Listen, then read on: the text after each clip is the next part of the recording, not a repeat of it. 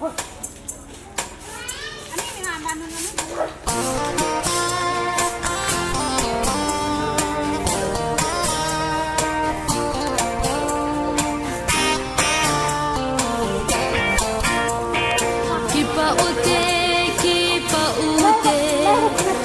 thay xe lệ mai thay xe linh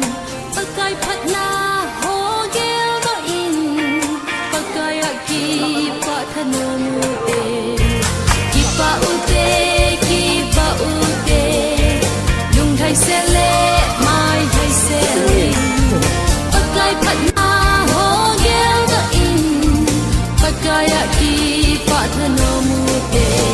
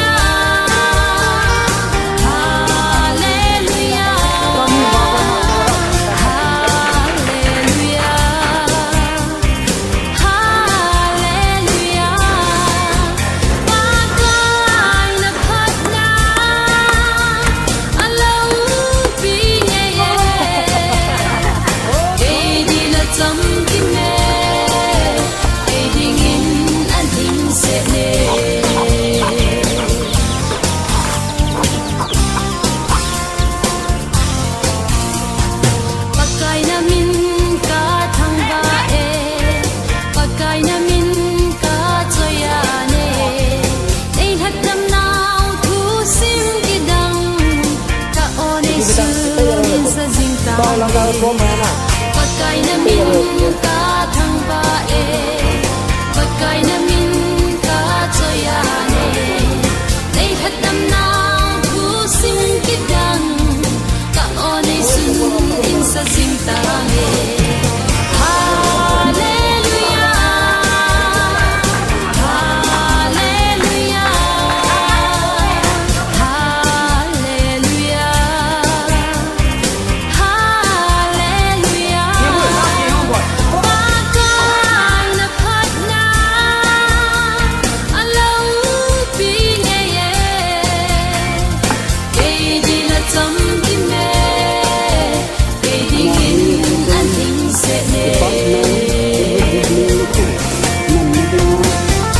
si an ra pa ni du ko gana ni ni ta ni samia ko ni ta ato ni samia ko ni re mo hi wa ka hai ko vai ni ni pa ko ko sam yang ko la kipa ude lung thai se le mai thai se pakai phatna ho gel da in pakaya kipa thano mu de pakai na min ka thang ba e pakai na min ka choya ne ei hat lam nau thu sim ki dang ka onei sun in sa jing ta he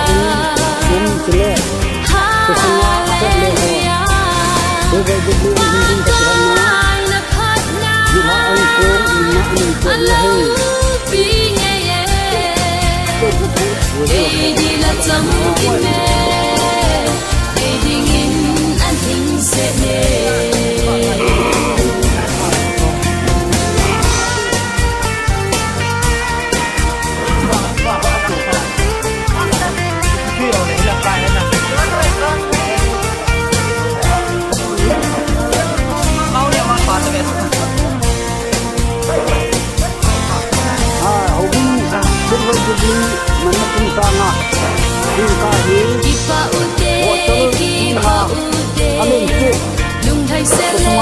mai thai se pakai phatna ho gel da in pakaya kipa thano mu de pakai na min ka thang ba e pakai na min ka choya ne ei hat lam nau thu sim ki dang ka onei sun in sa jing ta he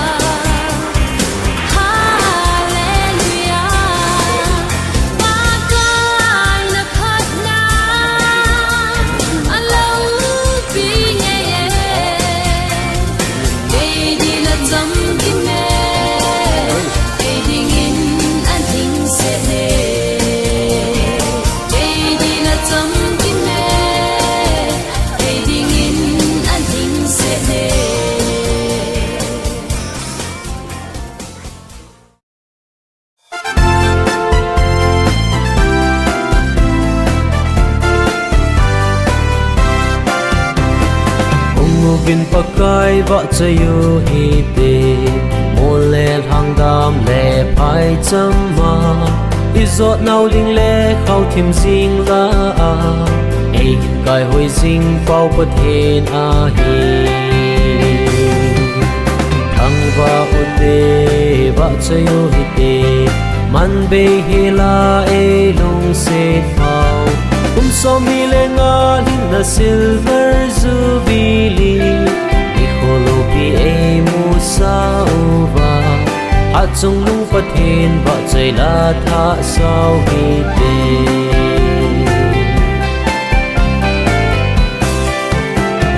Harman đại tuy thiên hin phi la ai chậm đâu dinh vào ama bầu khăng som khăng gian dòng mil ni pon te ama bầu ai chinh vào phát thiên hi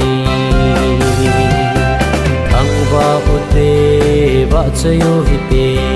man be hi la e lung se phao kum so mi le nga lin na silver Jubilee ni kholo pi e mu sa uva at chung lung pathin va chai la tha sao hi te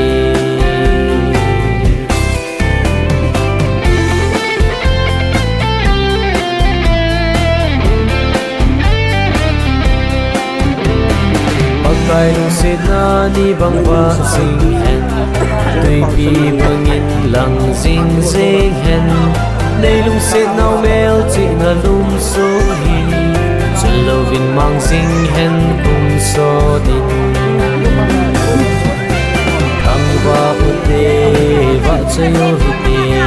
man be hi la e lung se phao kum so mi le nga lin na silver Jubilee ni kholo pi e mu sa uva hat chung lung pathin va chai la tha sao hi te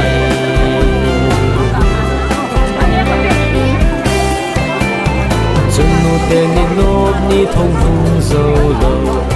ul sin ma sa I chun nei cheng u mi ngai cheng le na lom bol ke hon silung hilaka hin mil ko me ang va ute va chayo hite man be hila e lung se thao kum so mi le nga lin na silver Jubilee ni kholo pi e mu sa uva hat chung lung pathin va chai la tha sao hi te vin pakai va chayo hi te mole hang dam le phai cham ma izot nau ling le khau thim sing ga e kai hoi sing pau pathin a hi thang va te va chayo hi te man be hi la e lung se phao kum so mi le nga lin na silver Jubilee ni kholo pi e mu sa uva hat chung lung pathin va chai la tha sao hi te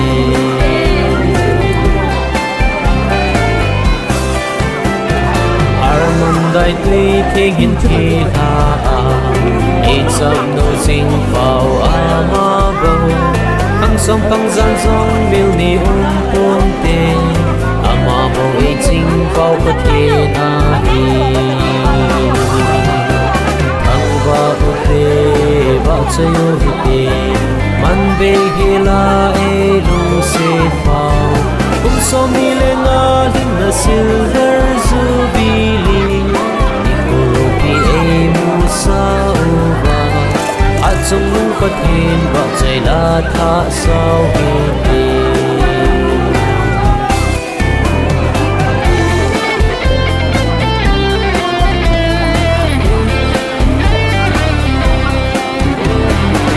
kai lung se na ni bang va sing hen tui pi bangin lang zing zing hen nei lung se nau mel chi na lum so hi chul lo vin mang zing hen kum so din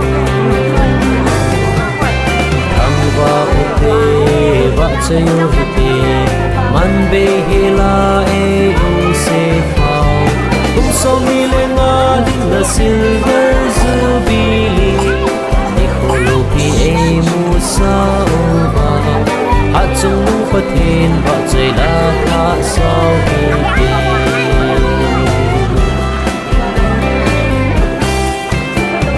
chung nu te ni nop ni thong hung zo lo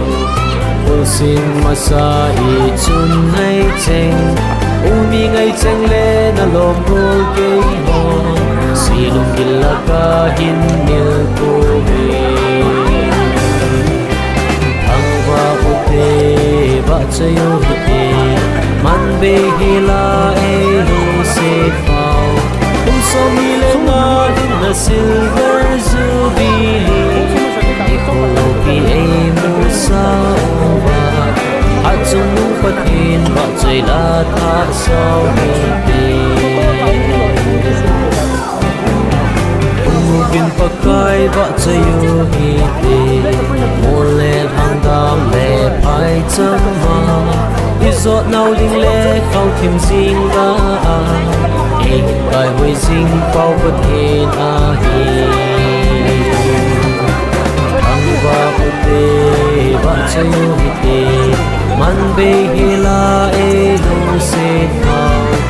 so mi le na na silver jubilee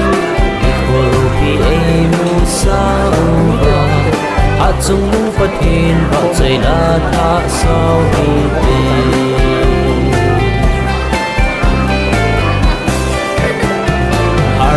dai tui thing hin thi ha ai cham no sing pau ama bo hang song phang giang song mil ni pon te ama bo ai ching pau pa the na hi hang ba pu te ba chayo hi te man be hela e lu se pau so mi le nga ding na silver jubilee ikolopi e musa uba atung nung patin ba chay la tha sao hiti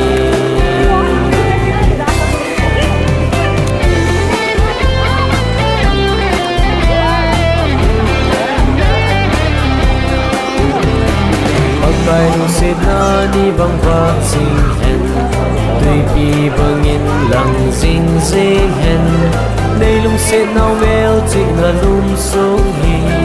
chul lo vin mang zing hen kum so ding thang va ute va chayo hite man be hila e lung se pau kum so mi le nga din na silver jubilee ikolopi e musa uba atung nung patin ba chay la tha sao hiti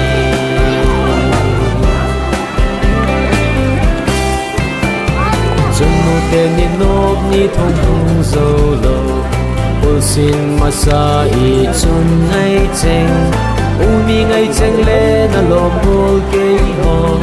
silung gilaka hin nil ko me va ute va chayo hite man be hila e lung se pau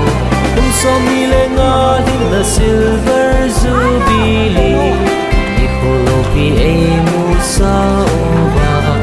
atung nung patin ba chay la tha sao hite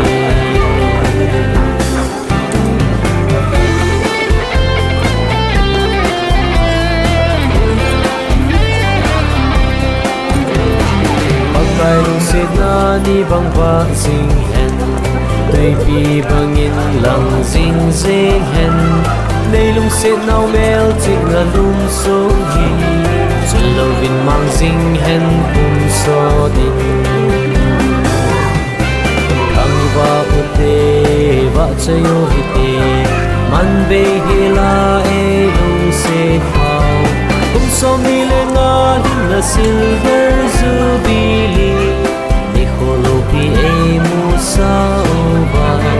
atung nung patin ba chay la tha sao hiti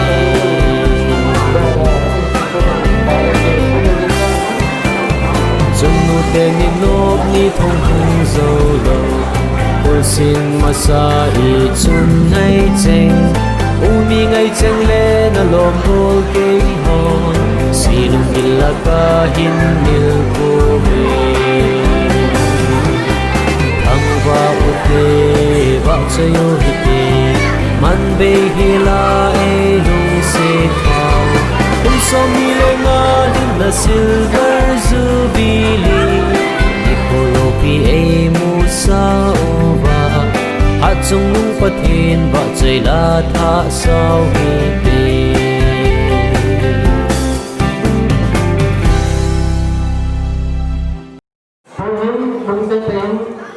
Divine Promo of Chiefs number 15 ay kapag-ulo mo kato na dito na dito sa mga solution long time department going to be managing up this I was not in the day. One number from the first round side. But the end of the day,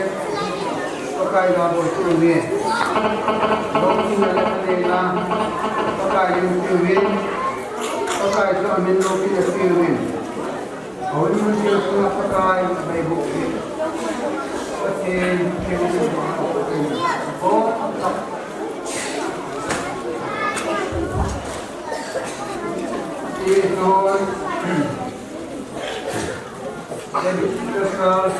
CHAVANGPHAI, Med Department, Open Department, Good Department, Jubilee, Jubilee, Tema Pakai Besar, Red Panga Hoki, Nandi Pasale, Kapati, Kapati, Sabau Termina, Jubilee. Oleh amaru kinhima informasi karak ini. Konsen pakaian bagi pemuji, naikkan pun menjual sini. Informasi tu, mungkin tahun ulang lima tahun ini. Engai dulu, edung sedung hujung kapau kimka kapatieno. Lalu mungkin ada pinang Malaysia now kitanin untuk office convention enterprise CHAVANGPHAI unahi untuk mengahinlah silver Jubilee men department lang women department lang department lang join silver Jubilee menimuk bodi nang mamina kalau kita lihat kualitas masyarakat selalukan sama ini. Atau siapa atau mau lima ini. Oh pakai disuruh kita sasung selek manusia ini. Kalau tahan doa penting kita ketahui lohi. Apakah dia itu Yesus ke kami semua ini. Ini banyak. Manusia ini. Kita para sungguh materi ini sudah guna ingat mengumpulkan tanpa lana 134 rupiah ingin tanpa tahun ini bu kau mencari dengan kita itu saya pas sampai lalu mencari Amazon semua dia boleh macam ini program itu langsung akan di home program meeting ini terus program kita Poin terbang, ini cuma beri sama yang besar, yang tiada kipas dalam macam, kita mahu sini lah yang macam bukan macam ini juga itu. Kebetulan yang sangat ini, poin nak kumpul orang lah, ada di tahun ni, jadi apa yang orang kita ngajak sebelumnya.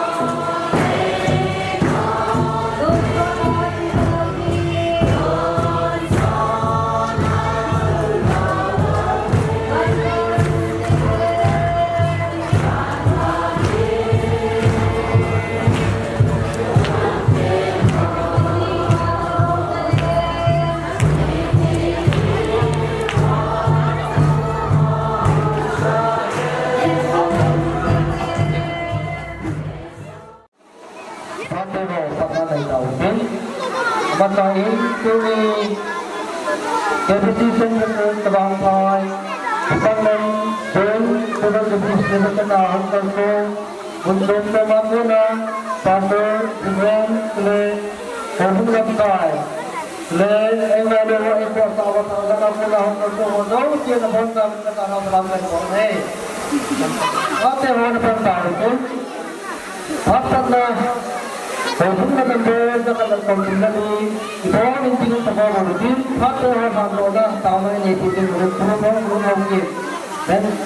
itu ada mungkin kerana maju untuk bagaimana untuk kopi. Hilang dan lalu utara orang kan ingin selalu bersama.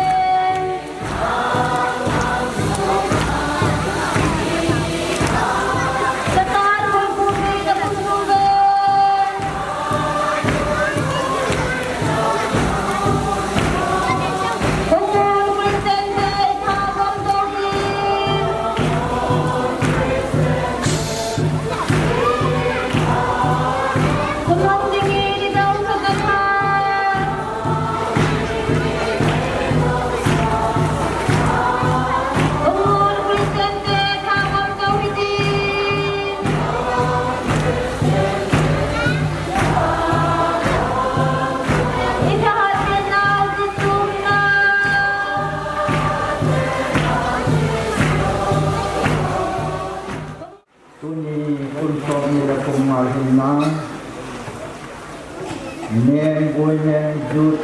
Department, Zona, kita pengasihan Jubilee pakai celebration,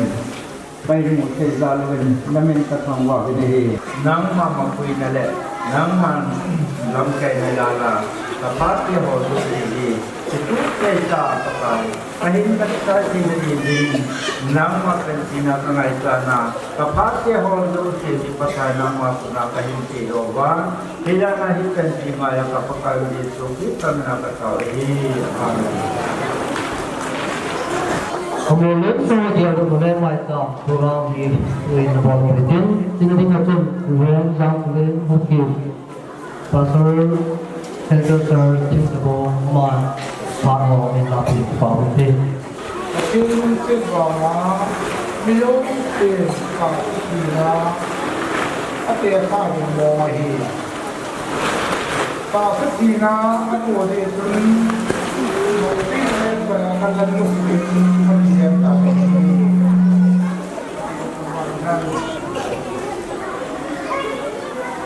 muslim tapi gunakan KBC Senator CHAVANGPHAI oleh hubungi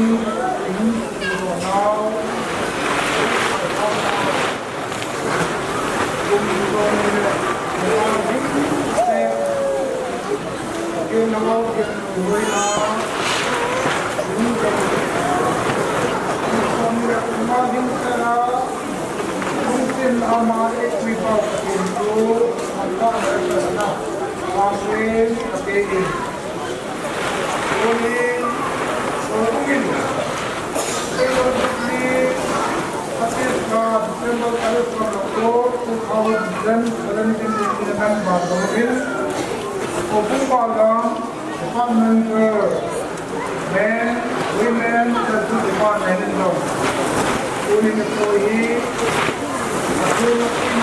now from the Mahanga kita in Bangladesh kalau India Australia kalau sangat cinta sama sama ilmu mulaka untuk mengenalkan tahu mengenai India ini dana itu lebih kayak ini juga jadi itu boleh ama ngày lúc nó cũng như phải kia đó nó để ông hỏi ada là cái sự việc của tôi sẽ thế nào và thì học thì nó kinh từจะบอกเป็นหลวงพี่บางทีเราเองก็ยกไปดูบางวันนะไม่เป็นไรสอมเรื่องมาทิ้งเสร็จแล้วก็เข้าหน้าหินเลยผมมาDepartment of Healthสิประเทศมาเองก็เอาที่ปานมาอีกแล้วเสียด้วยเดี๋ยวคุณมาอีกแล้วที่ว่าเองก็ว่าประเทศคุณทำว่านะเอาไปกินไหนSelain mereka, ini adalah reconciliation with God. Patin to kehutam kita hi hati sini. CHAVANGPHAI semua department men women terhoi. Unsur dia pengasun yang kewal harus semua hi. Mihir keholung dia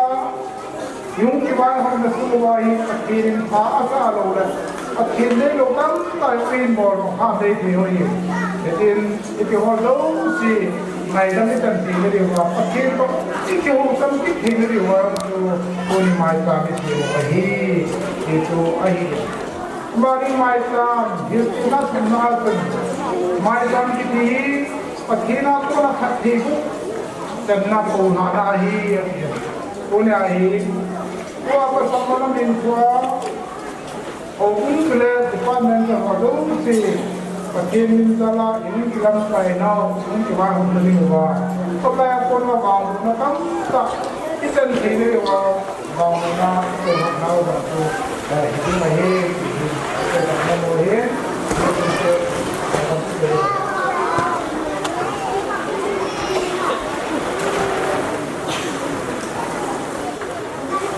Nah, ini kita nak và nó là một qua các cái con lúa thì nó là một qua đi mà tàu nào thì mình sẽ tiến vào được cái hồ con nhiều con con con cái gì nó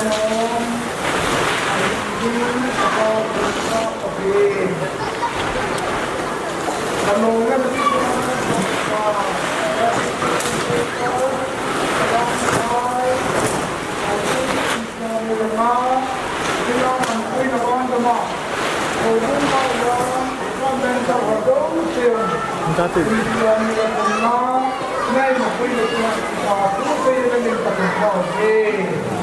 không đó hòm thọ tình cái họ ấy đã là họ dấu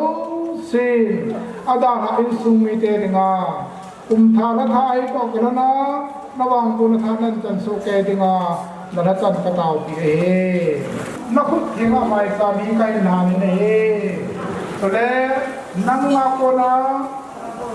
thầy cũng ở trên đề trên nào mà sao thì đi đông nào mà nó chân cái nào này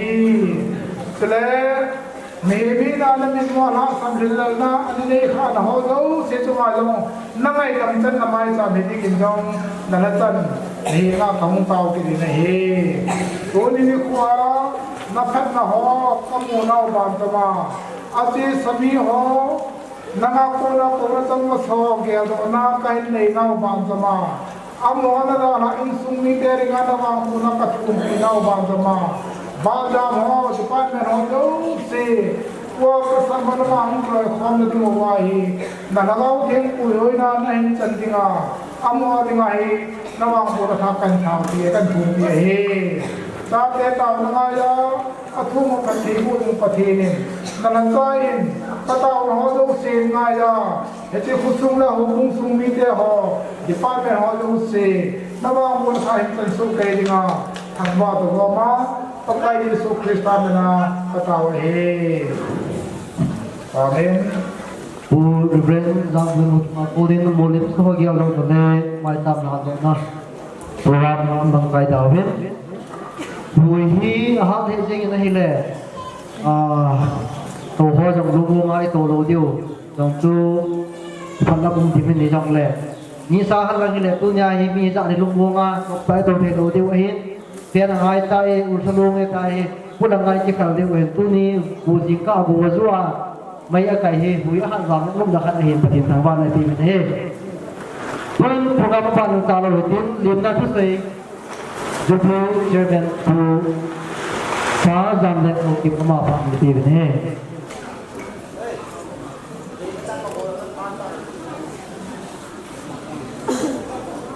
พระมาสเปนเป็น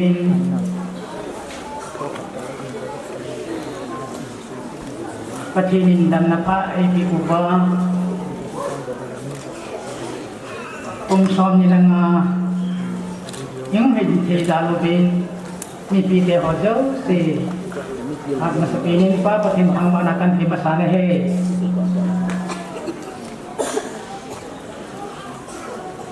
อีปียังแหละini society yang din na tuya si hain aki ki goto mole ke pa tholang nang nang ro ke bujui hain ni yong le sei thi mi yong len akam khama ha ki sei ni tan tin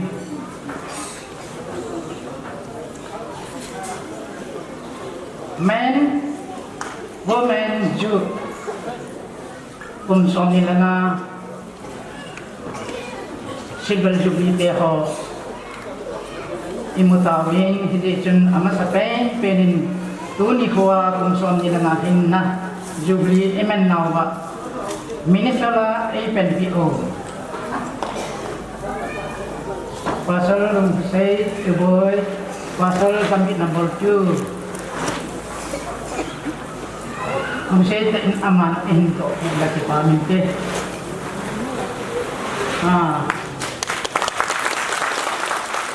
Abanin dunia Jubilee sikala Ep-1 pasal tangtinal auki lokal pasal indin lokal lagi paminte Abanin whole insyo Ep-1 pasal tamang auki pasal KBC number 15 aman indin lokal lagi paminte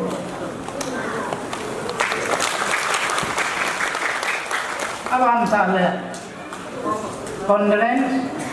ay lapti o pasal ng huwet hukit pasal sentatang kumilakong sisipur amang indakil kasante ama hodo si kilim namin ikutjit lang kidamte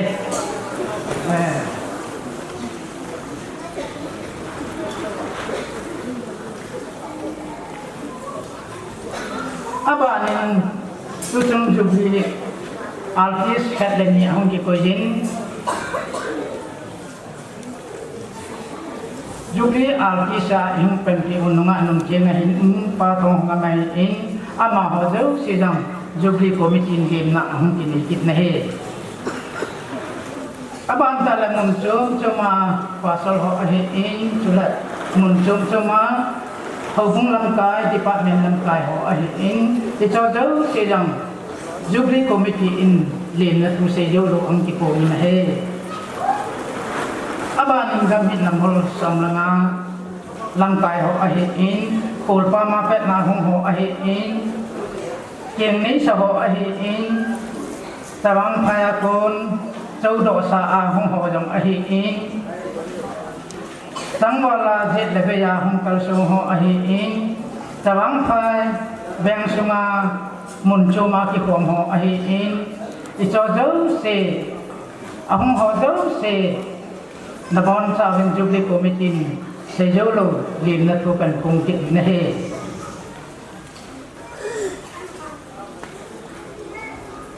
chujang le lim na tu kain sina atay na lang ahito kila na Jubilee ahito kila na bukan ni sakpong ding kalung cima amin cehe ay tiada mimpi te hondu sin isap di behe kum som ni nga ay pulhung pau patin thangba imhan ka tidan no mimpi deu sin haleluya amen iti di behe be sumi sak di behe kum som ni nga ay pulhung pau patin thangba imhan กุมสมนี่ละงาไอ้ปุยลุงเปาประเทศทางบ้านแผ่นกุมสมนี่ละงาไอ้ปุยลุงเปาประเทศทางบ้านแผ่นอาเมนเลี้ยงนักวิเศษเราให้จันทร์วินตินอีพียังละมีมีนาญาลาเสียเขียนไอ้เราละเสียวาอัมละประกายมีนินติไลละมุนเตโปรแกรมนี้สมบูรณ์กินหงเงินไงตาเห็นเฮ็ดสาโนมาจนมีปีหัวเจ้าเสีย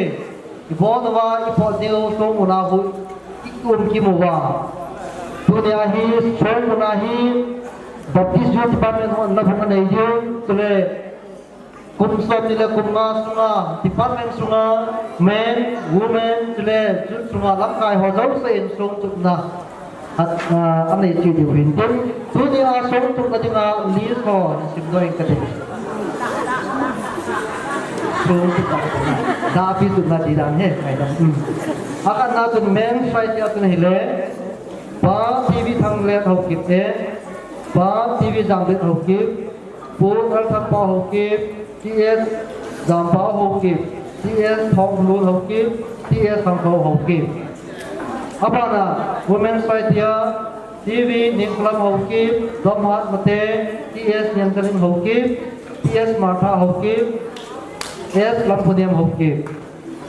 baptis yut persima se chhamgun mate se sengam mate TV jirma hokip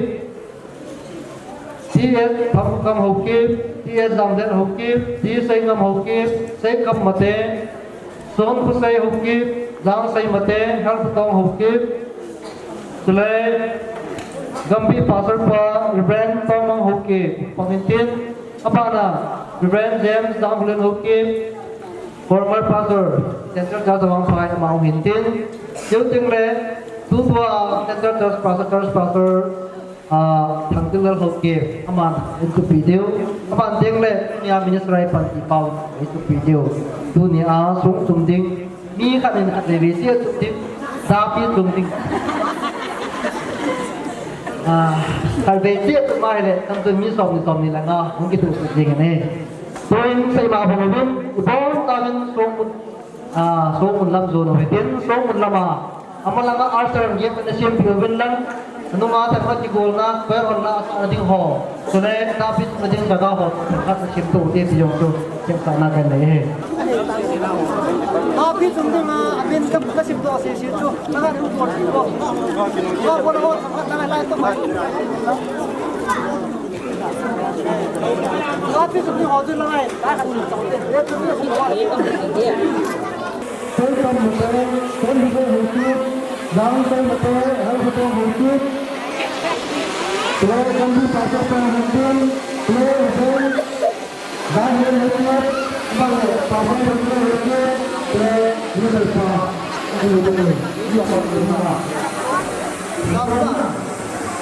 เป็นว่าอะไรเนี่ยคนที่เราทำจำเป็นคนละคนละคนคนที่มีทำเลยapa tu tapi apa yang sudah ayu dan serai itu penting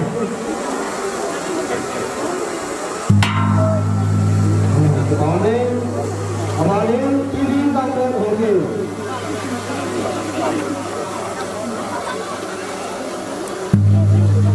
हमारे एल्बम को हमारे ये जमा होंगे हमारे ये फर्म होंगे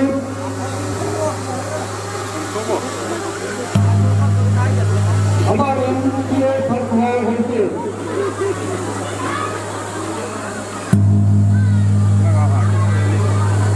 Yang baiknya, bukan saja, bukan kamera, bukan yang media.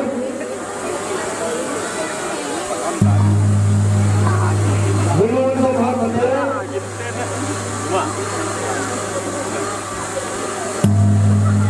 Ia yang mengambil.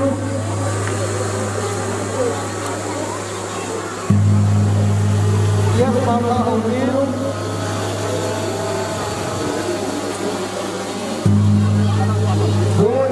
Yang betul.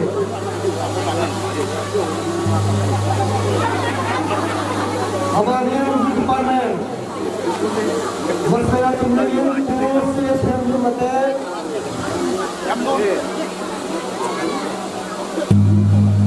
เอามาเงินเสียเสียงมาเตะ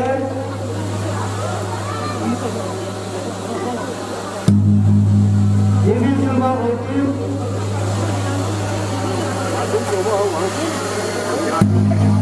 yang sampai hoki, yang sampai hoki, saya kan macam,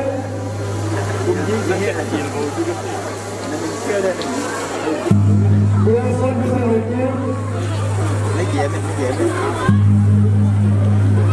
lain saya macam, aku kan hoki.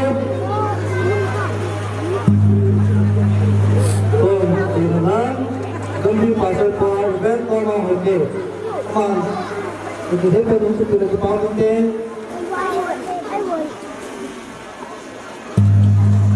Abanim event yang tak boleh hoki. Abanim kan pasal event pasal yang kita hoki.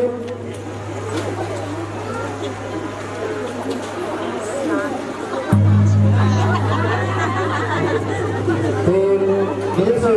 pasal biasa dibuat. Tapi juga sebenarnya benar sebenarnya pun song kin anu kita jejun song hondo na le jagai jose dunia Israel berdiu pasal biasa dibuat apa pas kita tahu.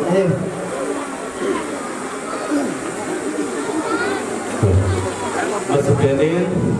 kita bang pan dalam biu abatin kain tambah abang kita pakai jalan sang pakai hasilnya different pasal ho angkal sebazu situlah jauh jalan dengan pakai tujuan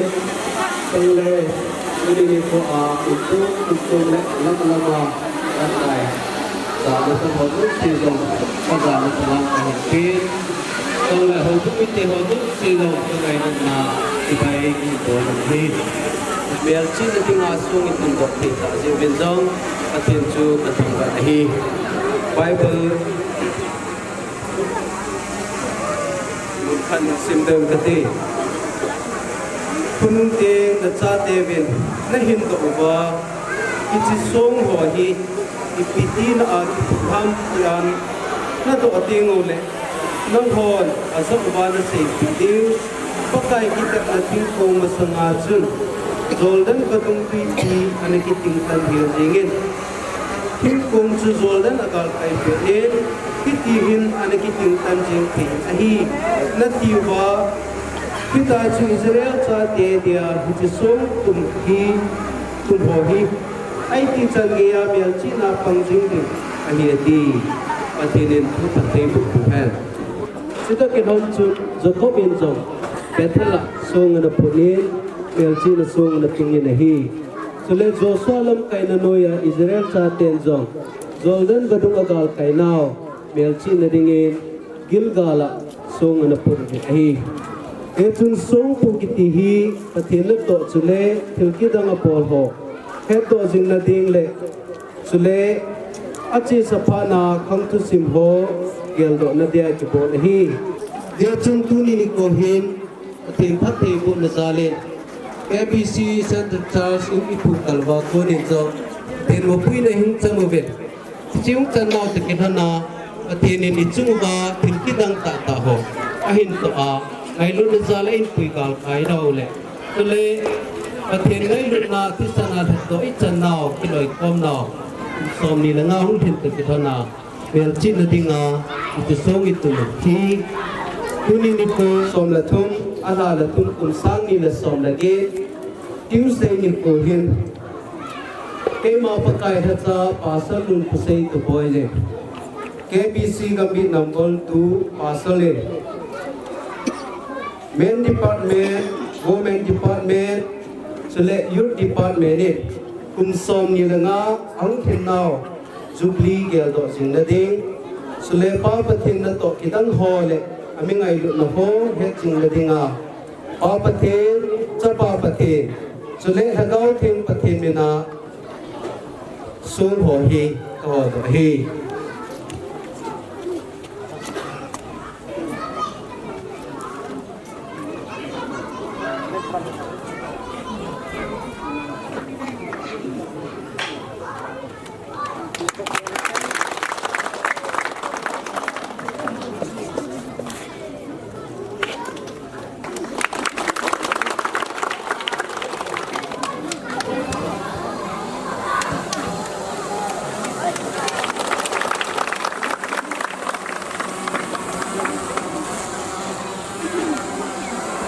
Yatun sung at si Hoki aban banin sindang kati. Masakanin men department ho sung sindang kati. Pakibatis Convention Center Church CHAVANGPHAI men department gambit number somnanga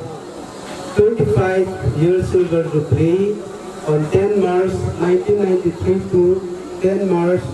2018. B ama sonti hi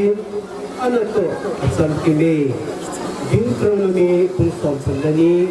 sangli na Hallelujah patin sa tanggay umhen dated CHAVANGPHAI 13 March 2018 Minister Pastor Munkusay Tuboy former pastor Center Church CHAVANGPHAI KBC Gambit number 15 donated by Mr. All Kumang Housekeep and Family 11 Summer 1st Abantina Baptist Women Department 1 Simply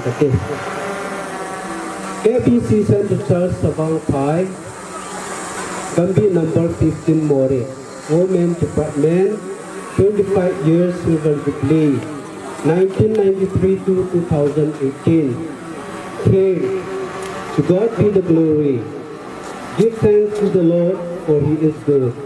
His love endures forever. Erected this memorial stone on the 13th March 2018. Minister Pastor Munkusay Tuboy, KBC Gambit number 2. Donors, Mistress Ahsi Mr. Seikan Mate Bana Department Hall Singing Kate KBC Center Church CHAVANGPHAI Gambit number 15 More Tingnopal District Manipur Baptist Youth Department 25 years silver jubilee 30 January 1993 to 2018 January 30 Tupi Nohova Noiba Nehibe Epi Bunga Sang Somadi in Tempu Pastor Munkusay Tuboy former pastor Central Church CHAVANGPHAI on 13 March 2018 Atinin Baptist Youth Department Patebo Singkahen Sung Todo 2SI to come Housekeep and Family Ichi Simdo Hole Isa Ho Dung Zuile Sule imu dung zuyen atini ihozo si heto lepan sahala Sule tuni aisim tha pangwahi anaki suki anaki polki hozo si pathe dingin tuni a minister pathin en thalna apil hi ye chun amki khomi pi hozo sen lungdon lo na dinga achunga lekha hung kichi pol ho hi kunung ting le hi chitabang bonga nungji dinga hung kisi mai ta ji a he video wa pakai mina kan ki hiwe e chun hi chi so hi I hon do te ki hanin ipi zo sen atin lo pina pun do te le dingin ichilai me ri mu ting le yal do zo te ti tip na zong kan le hem lang patin hinga kaw le hung mang katu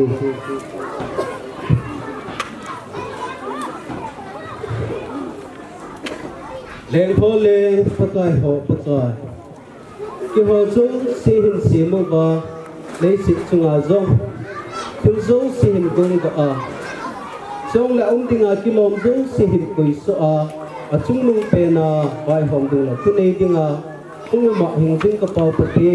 tunin zong pakai a chi sa phat som mi la nga ma sange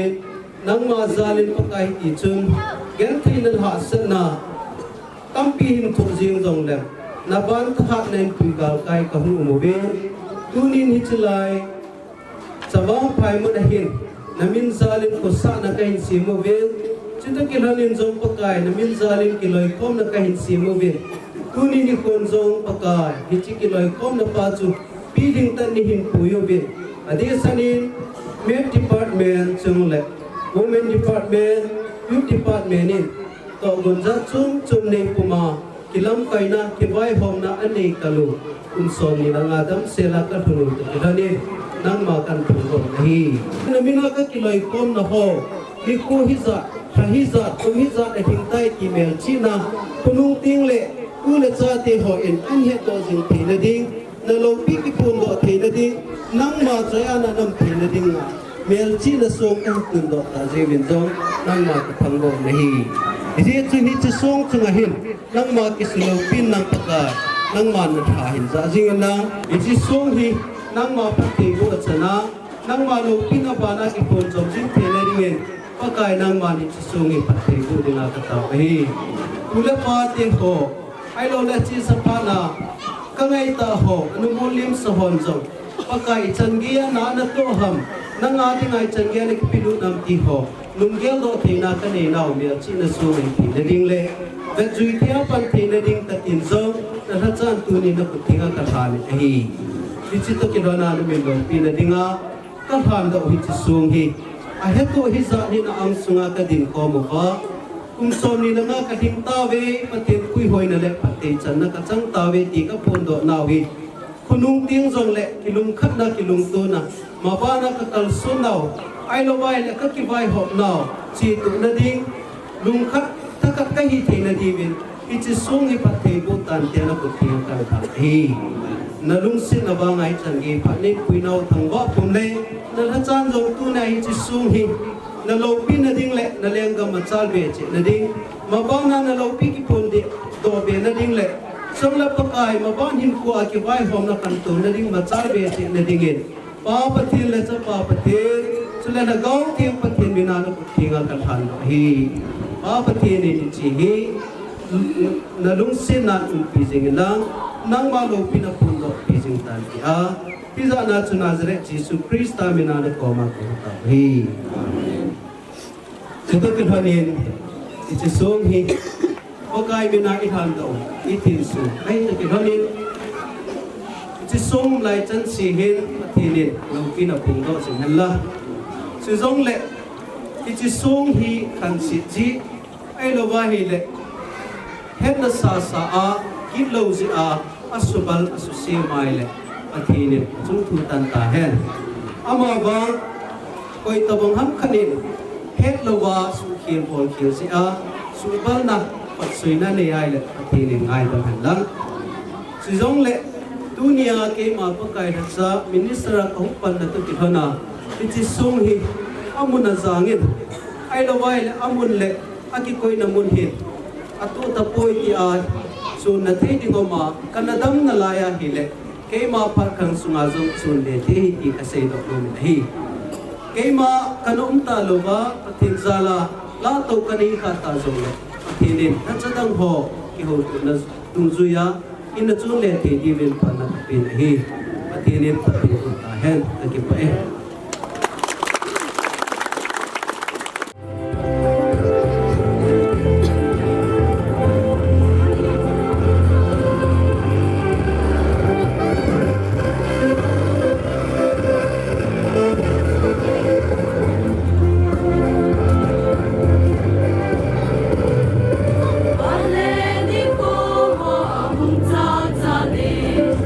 What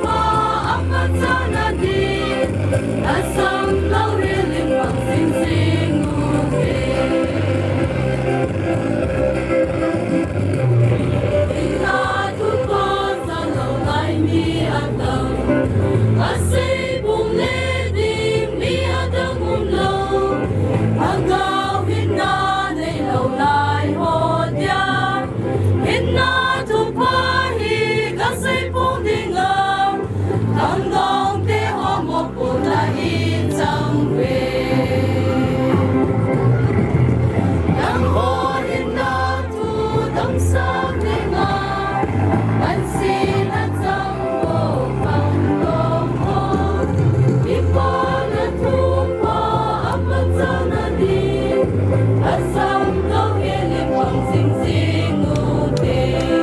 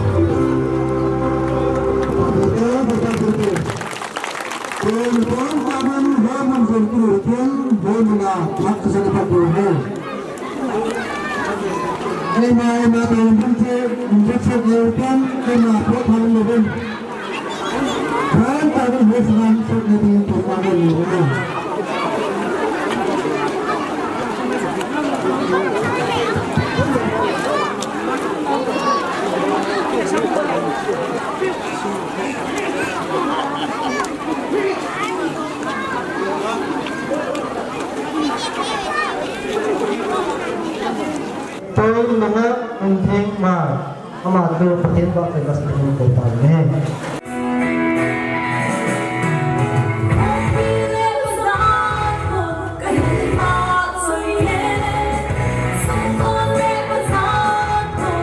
Mì Gõ để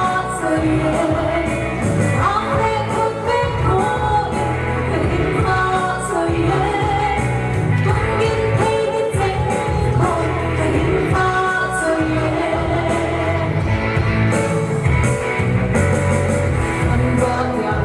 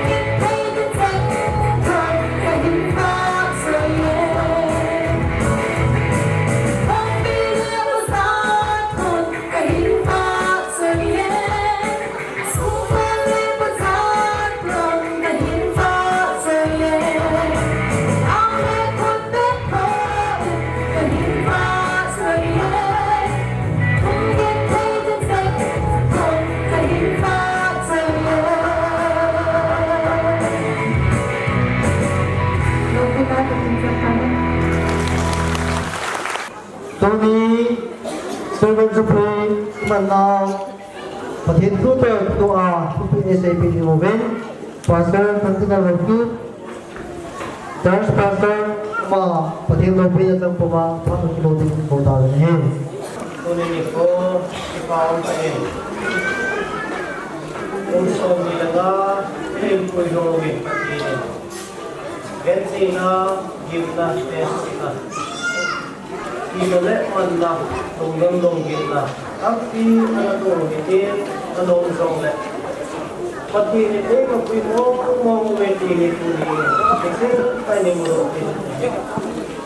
Kasi tayo mo rin sa alawin, kunin kung song nila natin na eh. O kung ba sa Department of State,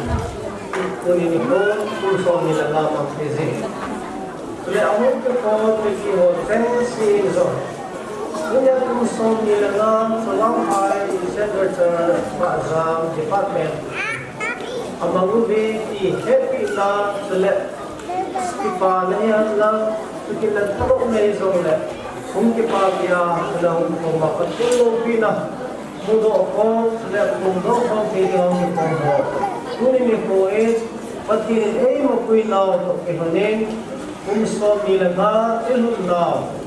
Silver Jubilee, Bible Silver Jubilee kitigel, taan isang ulit. Kunin Jubilee kitilay taani. Sila doon sila imangubin kunin patinin ay puinaw hegsin na abikain hinsel kalogin hindi ko gihawin to niya ay matubin Jubilee ko tiyuhin Deuteronomy bungsom kumlani kali ama susupiyahin sila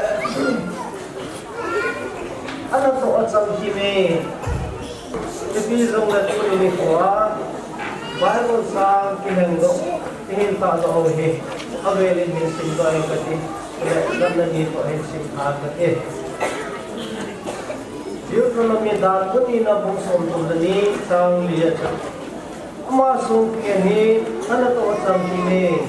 Azitso amalang abon sa sudizingahi Himolabay Pating kita taahin, amahin kita alingin, alingin. Hindi atin sinegati. Himpo da, kung som nila nga, sang som nani. Izilag itile, Jubilee kung kitihin, kung tingahin, nang ho di nga at tingahizi. Iziatso lang ho, agamga, ang sa subo, nanihin mo mahi. Patinin ko yung silaw, ibon sa mga nikasal at tebo yung halang, patinin nga tao na negatin. Kung pagkay, patin, nagsati ho, dahil po ko yung nasalit. Kumson nila nga, kumang tiya. Kumson nila nga, himong tiya. Anong kino ho, mudo tiya dunya ng matang bati. Nang nabasin tiya pagkay, nang nabansang tiya pag-isamin, hallelujah din ang nakabagin. Daimon piling ang bagong pagkay sa Jesus na may pagkagin. Kunin ka ngayon ulit. Si Silver Jubilee, it is because of Jesus. Ikatlang mo na ang kadimin. Nawang katitin sa mga na, anin na ang katitin, ayan ko na. Ang mga bangay kay Pagod kasi at naglalay mo natin kagitin na kingayon. Kaya ki, ano mo ba? Sule, hetik kaya ki to Israel teem. Ano mo tingong le, Jubilee kiman na din. Ay lola hindi ko kiman na din. Ano mo na ni ko. Hetik akimin ko to tuni so. At kimang pepe na layo. Kunin sa mga kasi, analyze. Yung paway leyong na Jubilee. Paway leyong na Jubilee. Jubilee. Kunin ito. Ala, ito siya, kunin ko ito. Kunin ko ito bang Israel sa atin, anaman ko ba, anaman kang kalyon, ilan na rin. Jubilee, Israel sa atin, lunghay na ay luwan nila. tingay dam tu na kap na sa tingay dam tu na anamang zio.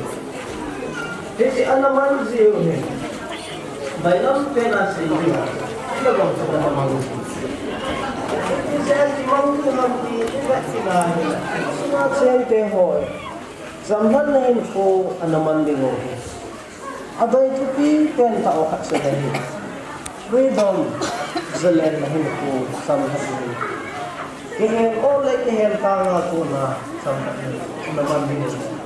Tupi pen tanga sa dali pen tanga. Samhan na akong tayo niso. Ito mga ngayon niso mo. Ngayon kailangan. Ngayon na hindi. Kaya ako kitin mo ako, ay nawala, sino panahon mo ba nito? Ito mga kinaon na ikinakamat nito. Sulupitan at hupitaan naman o siya. Hupitan, mahupitan, mahuhan lang. Agam su na ako piso ke kong zesun mangkal zingo doon. Ngayon na unawa, ay nawala, ama huwa diya. But yet, ano na yun mo? Kuma people take you out to know. Okay, you out to know. Meron lay down na. People go, ano na ito nila? Jubilee manulang ko. More say Jubilee. Ano naman ito? At unahin, taabol din. Taabol na kumingin. Ano naman ito? Taabol na kumingin. Ano naman ito? Ibihang Indianila. Israel sa atin, hindi anuman na gamsunga. Ito katsunga siya. Gamsunga,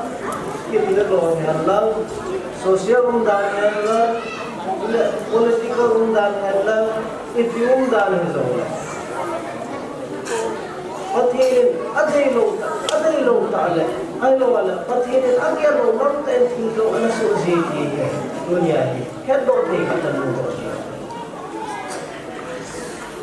Pathin ho, hinale pathin nam nagzate ang pathin. Ang natupewa, ang nilbaw he, kitsipano. Taan bo kayo le, gamle bo. Ahong pundo le, ay lawan le, ahong sudo ho. Bay pragente ho, nelo, saga tagal te ho. Ane di nga mo le, at saan di mo walo ho. Kita tahin bo le, ay hindi. Ahong santingaw kung katso. Kaya sa dunia,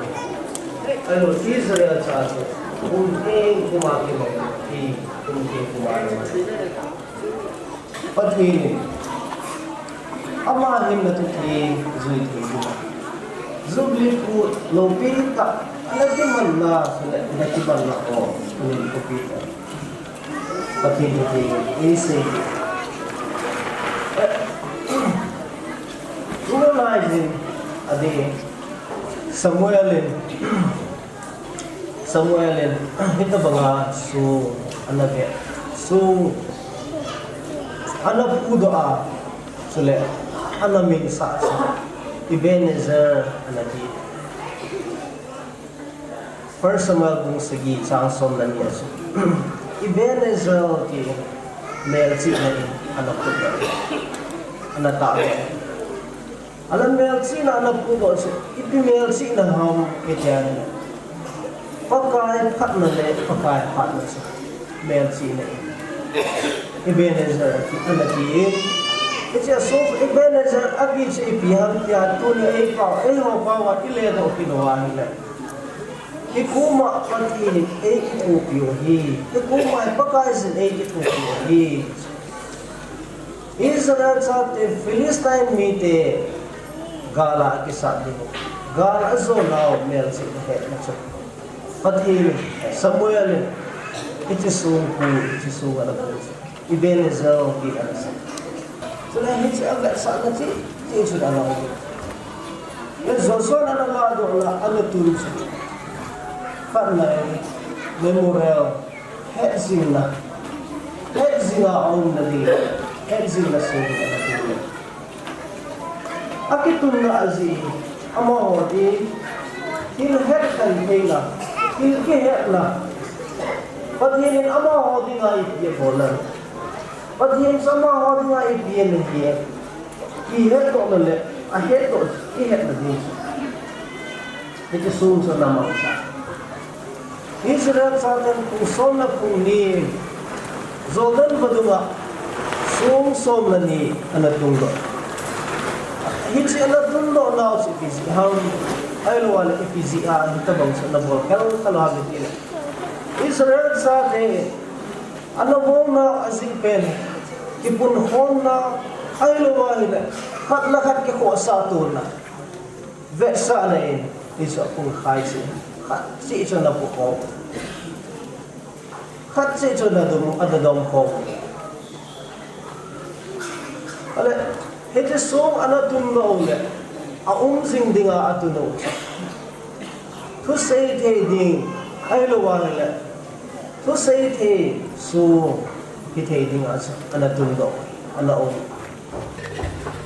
hiti ho kaheto sa ading ko heto sa alading sun zoson sung sa natundo anatundo sila abahan kila sa iki sayang kila ahin kumandano sa iki nga natundo ahin kumandano sa iki nga patino anatundo zoson anatundo ahin doon ay hijibo to Jubilee ki manlo na tupi ado ito bi kay Israel sa atin ano manlo na doon din sa atin huitin bonghan huitin botan huitin ipi bolzong leo lunghay na lek tingay tanong luwan iya patin pamlo patin pamlo ama bang tunili ko Jubilee man ko kung somi lang nga mo sa mga patin ito minsan kaya inin ko so siya tingin so atain abulat ipanin lughay na ingay daw ng pati pagdating di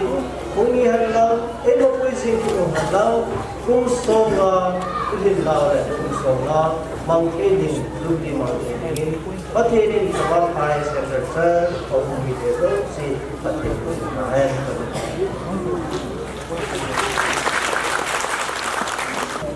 Abalin Nute ho, Women Department ako na Jubilee ngày tháng đã luôn được nhí. Ông họ chỉ còn cả bên production nhà vẫn ngày bỏ luôn mình. Cái phòng đã tuân đi qua Cancer Nurse Bangphay Department join Civil Jubilee không thảo biểu. Lung say in Pastor le Reverend Wazo se hung dit opinion department le Pastor ho Board sang hung opinion department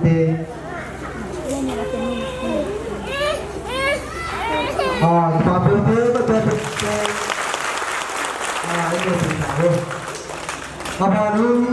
hobung tong aku na hobung heditan plan secretary hung opinion department hobung tong aku na Department of the Tower of the Abalin Gambi members of the Asuma Work Committee Kitile Gambi of the Asuma Lapkai Ozo si Chairman Palapkai na the Board Hindi Local Department Women Langahian Lang Jut Langahian the Board Department of the Abalin Hobung sama ko na kinay dosa, untuk aku na ho, tuning kita usahawan sila pangkat ini ko pero department kinay dosa, untuk aku na tuning kita usahawan sila kita pero department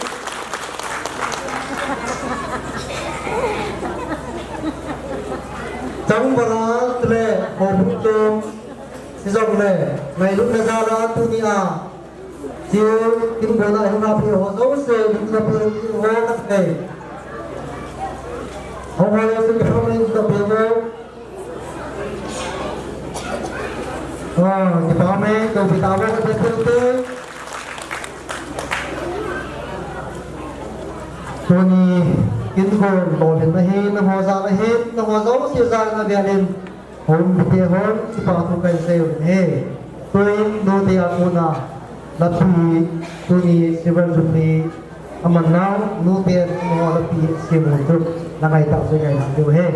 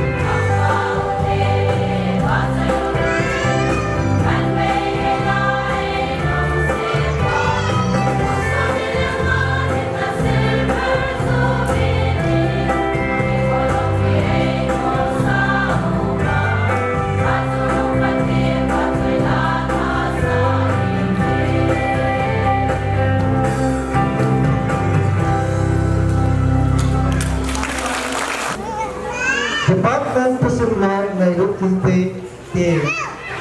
program Kontau Rutin kita dengan Mas Pengen Main Department Hall Kontau Rutin terus dengan Women Department Zone Tinggal Wakailah Sanakat Kontau Rutin Zone Tinggal Zone Department Women Department Main Department Pak Ayam Nak Zawa Women Department and Nak Zawa Paging Zone Tinggal Buat tahu le lima pun apa yang buat pelai ni, tu main depan dengan apa kita ni. Meski kita buat pada hari ini juga apa yang kita angkat nam, apa yang kita ini. Jadi tu ni musuh dengan kita Jubilee, ikan dari voice arm, kita arm kerja, pulang kau ini, jadi hubung alam kaya ho ahibin sila muncul semua orang rasul semua ahibin Mailu ini tak ahib terang ini kota kami tidak ahib terang ini lompi ho oh hari ini jauh ahibin yang tu cuma gen department hari ini pasukan sini kusi ni Sovereign yang kita tahan hilang le. Sovereign kita ini hamkan semua ini. Pakai pun misal le jatuh songkol ini orang sini, ni Krista Hong CHAVANGPHAI Tudo Kolin Hong Sungai Men Society Tua Men Department Jati He Ini Tuan na Zong Mars Tarik Som Unsang Le Japo Som Pole Kumni Tuan na Le Bai Bom Na Ahung Kipan Tani He Pakin Panti Nezari Tuni Sali Kibai Bom na Le Kibai Bom na He Pakai Isi Kiyo na He Jadi Kuna Pani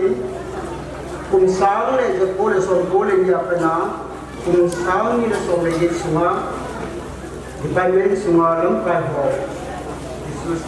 Shell Secretary Ho Pondok na hindi kasi physical pondok Sunga Su amin kan power Su yung state ka rin yung ibig kan ibig kan na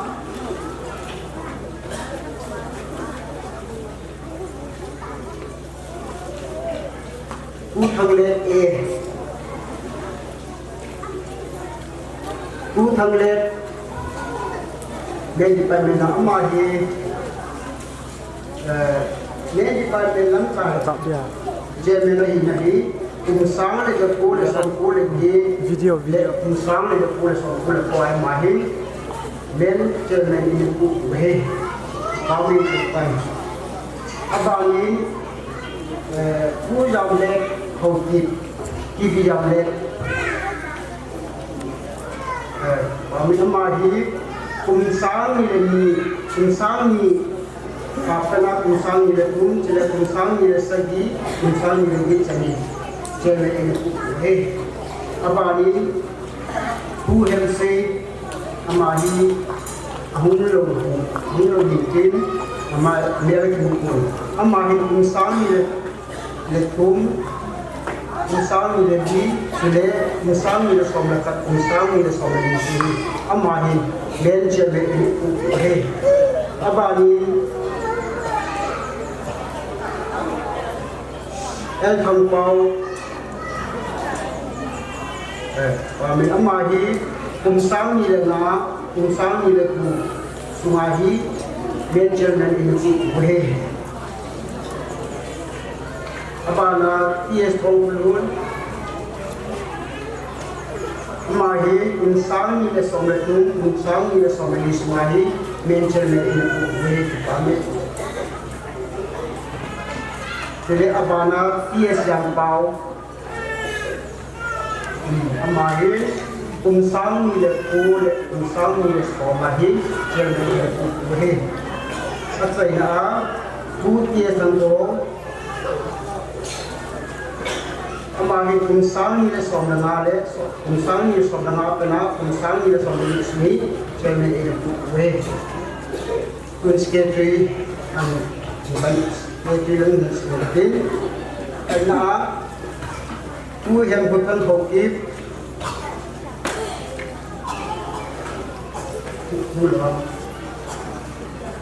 amahin kung saan lega po le song po le tumay skete le po bre le pamela jo ajen na jo kasi ami au telo ku subutan mate amahi Mereka Department ang Kipudo ahi amahi Chairman ku masapil ahi kuya ma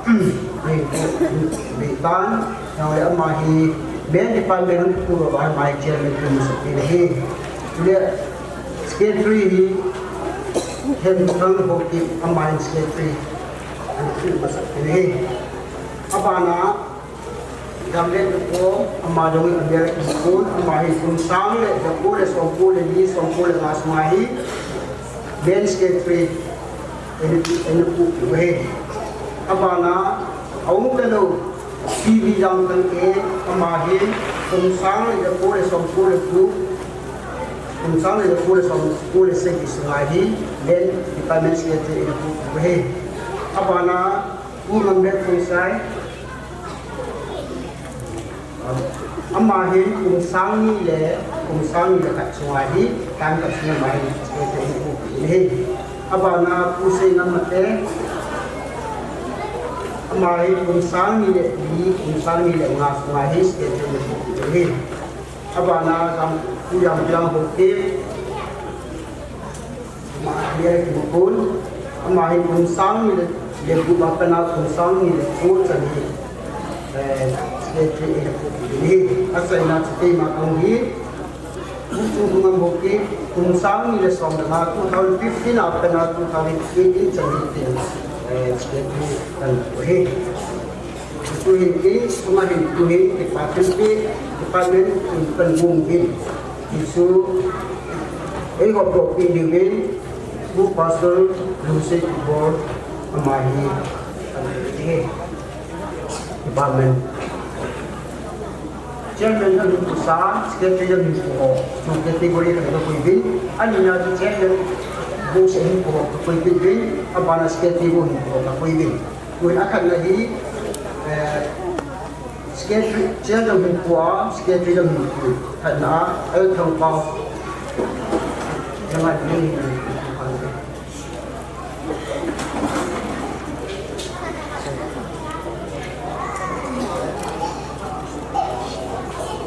Tapi yang landscape dekat sana payah.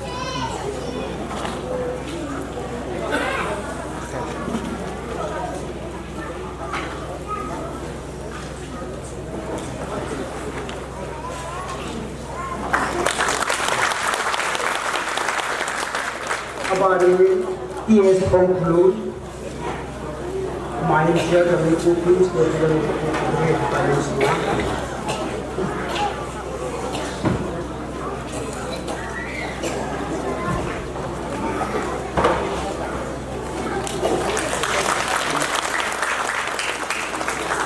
about it, yes, control.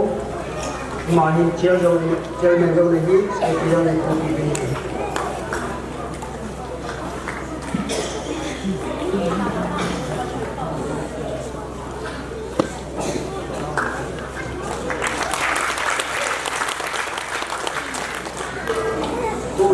Kumsang itu pun soal ini apa nama soal kumsang itu soal ini smart chair, chair of the board itu schedule itu kopong chair itu ini board karena kamu kalau kursus kamu mesti amat ini apa kursus kami ilah itu panjang.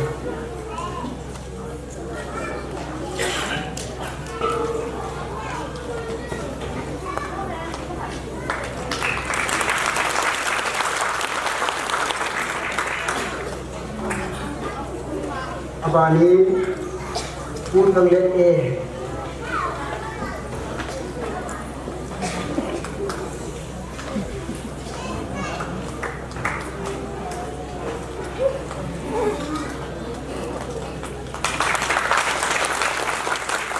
abani sini jamlet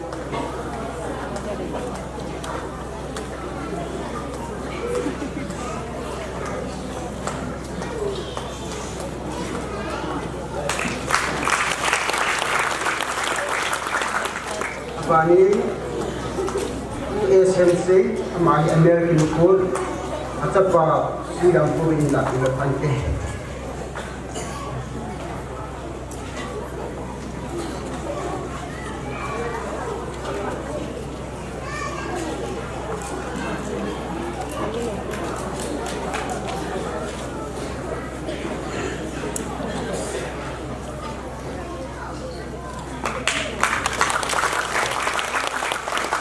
Bani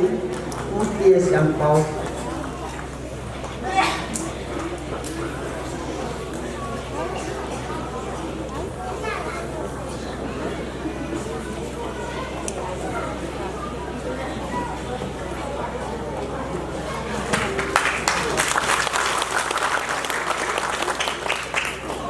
Bani skating ko naผู้เห็นบุคคลหกทิพย์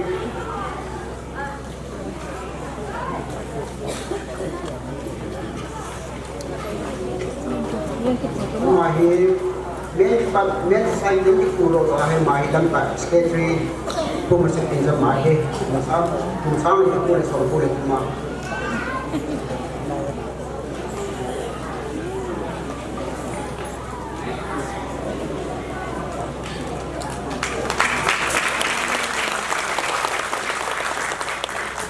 Bani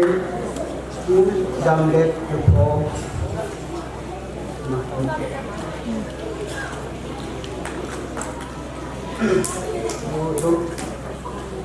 Oi, kita bani aum telu tu yang kami mai lap ini nang baik ini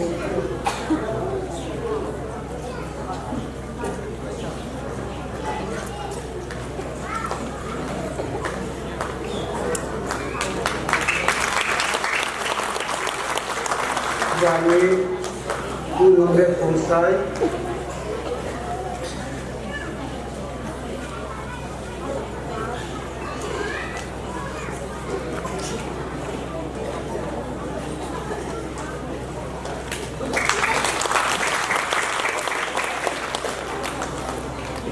bani tu yang kurang mungkin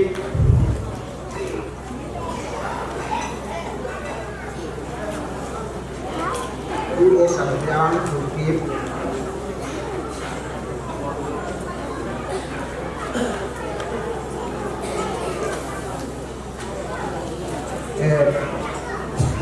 lampau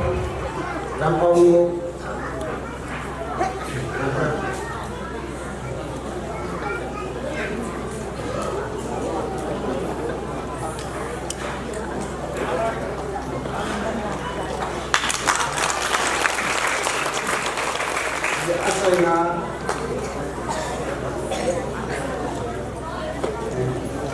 pusing mati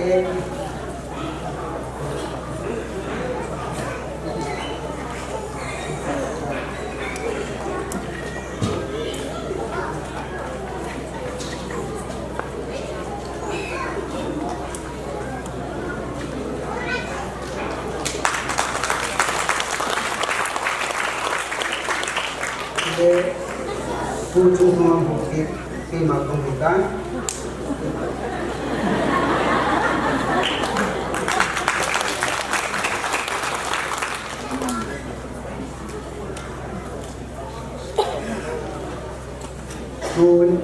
tujuh Jubilee apa dan departemen ahli buhol membukti dan sumitein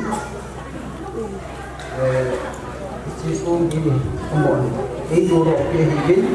asung kehidupan asing apa jadi sehingga mampu akhir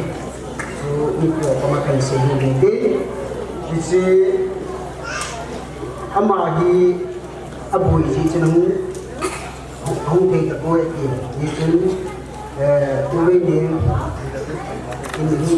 tidak jadi honda ini tu pasal mahal ini pasal mahal ini